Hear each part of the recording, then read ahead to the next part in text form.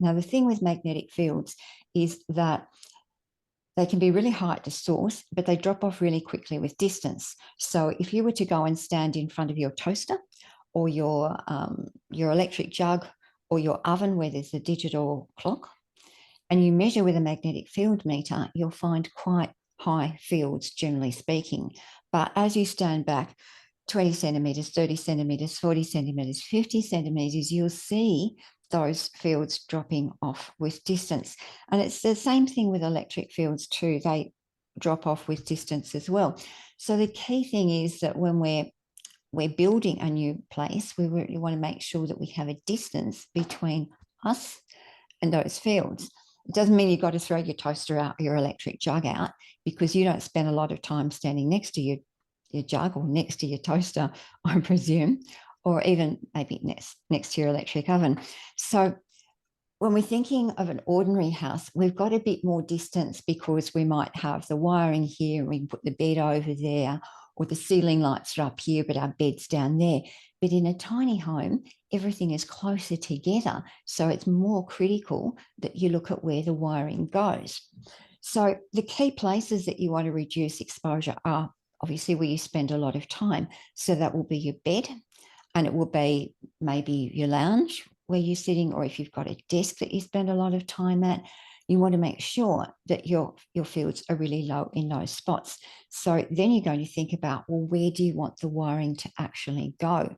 Now, the place that the wiring normally goes in most homes, and I guess most tiny homes too, is right behind the bed, because the electricians love giving us lots of power points there, which means all that wiring is going right behind the bed. So you've got high electric fields mainly, but you might have a few high magnetic fields there as well. So we don't actually need the wiring to go there. The wiring could be somewhere else altogether. Now, we've actually got a course for electricians that is relatively new, and it teaches electricians about these fields, because electricians are not trained in electric fields or magnetic fields or in fact, radio frequency fields. So they don't know, number one, that these fields should be reduced, and they don't know how to. So I would say, talk to your electrician, get your electrician to do this course.